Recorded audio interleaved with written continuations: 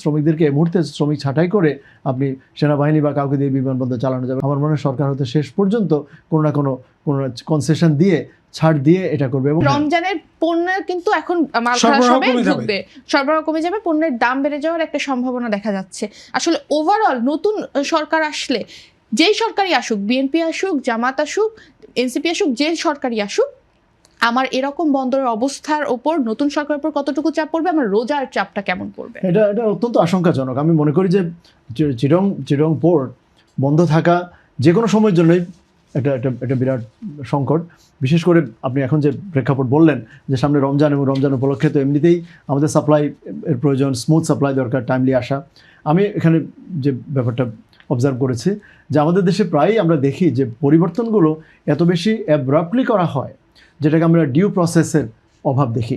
আমি সেটা ভালো উদ্দেশ্যেও যদি হয়, ধরুন আপনাকে উচিত ছিল যে সবগুলো স্টেক হোল্ডারের সাথে বা দফায় দফায় আলাপ করে এবং সেই জিনিসগুলো স্বচ্ছতা দেখিয়ে, যে সো দ্যাট আমরা জনগণ বুঝতে পারি যে কী হচ্ছে, কত টাকা দামে ডিপি ওয়ার্ল্ডকে দেওয়া হচ্ছে, সেটা শর্ত কী কী, আমাদের লোকাল যে যারা যে লোডিং অফলোডিংয়ের যে শ্রমিকরা জড়িত, ডক শ্রমিকরা, তাদের উপর কী প্রভাব পড়বে, তাদের বেতন ভাতা কতটুকু বাড়বে, সেখানে কোনো ছাঁটাই হবে কি না। যেমন একটা সিম্পল কথা যদি বলা যায় যে what ever change we make, আমরা কিন্তু একজনকেও রিডান্ডেন্ট করবো না, বা সর্বোচ্চ শতকরা 2-3 হয়তো, আমি যদি রিডান্ডেন্সির ভয়, ওই যে চাকরি হারানোর ভয়টা অন্তত আপাতত বলতাম যে না, আমাদের এটা কোনো প্ল্যান না, তোমাদেরকে আমরা ট্রেন করব, তোমাদের মধ্যে থেকে আমরা নিয়ে কাজ করব, এভাবে এরকম কোনো প্ল্যান তো দেয়নি, আমরা চোখে পড়ে নাই আমাদের। হ্যাঁ, সরকার তো এমন কোনো কিছু ডিসক্লোজ করেনি। এখানে এসে অনেক ব্যবসায়ীরা বলে গেছে তারা এই যে প্ল্যানগুলো হয়েছে এগুলো কিছুই জানেন না। আমি আজকেও দেখেছি যে দাবি করেছে যে স্বচ্ছতা চাই,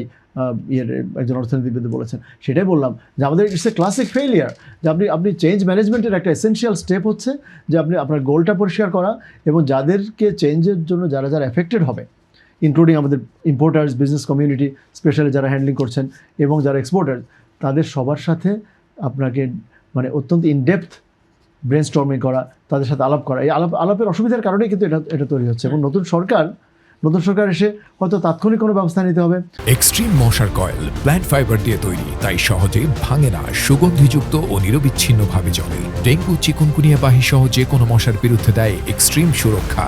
আমি মনে করি না যে শ্রমিকদেরকে এই মুহূর্তে শ্রমিক ছাঁটাই করে আপনি সেনাবাহিনী বা কাউকে দিয়ে বিমানবন্দর চালানো যাবে, কারণ সমুদ্র বন্দর পরিচালনার যে শ্রমিক, তাদের একটা পার্টিকুলার স্কিল, এটা কিন্তু আমি আদারওয়াইজ শিক্ষিত হলেও আমি কিন্তু 5 ঘন্টা বা 1 ঘন্টাও কোনো কাজ করতে পারবো না। সো এটা তাদেরকে দিয়ে করাতে হবে।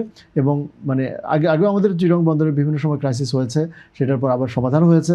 আমার মনে হয় সরকার হয়তো শেষ পর্যন্ত কোনো না কোনো কনসেশন দিয়ে, ছাড় দিয়ে এটা করবে। এবং স্যার যেটা বললেন যে 41% কি এমন হতে পারে যে তাদেরকে কি বাধ্য করা হতে পারে এই 4টা দাবি মেনে নিতে? বাধ্য হয়তো করা হবে, যদি বিএনপি আসে বাধ্য করতে পারবে না, কারণ বিএনপির ওই পরিমাণ স্ট্রেংথ হয়তো নির্বাচিত হয়ে আসলেও আমার মনে হয় না তারা করতে পারবে। আপনি দেখুন এনবিআর ডিভিশন, এনবিআর যখন স্প্লিট করলো তখন কিন্তু একই ধরনের অবস্থা হয়েছে।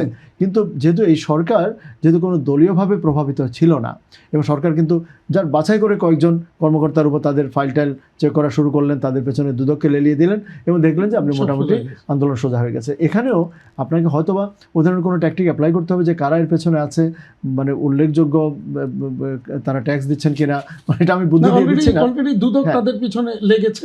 তো এদেরকে আপনি সামহাউ আমার মতে কোনো শিষ্টের যাতে দমন না হয়, কিন্তু দুষ্টের দমন করার ব্যাপারে আপনাকে পিছপা হলে চলবে না। কারণ এখানে আমার জিনিসপত্র, আমার ওষুধ, আমার খাবার এখানে পড়ে আছে, এবং রমজানে আমরা কোথায় সেই জিনিসগুলো ইফতার করতে গেলে আপনি দেখবেন যে সব জিনিসের আকাশ ছোঁয়া দাম হবে। এমনিতেই দেশের 70-80% মানুষ 3 বেলা খাবার কিনতে পারে না, তাই না?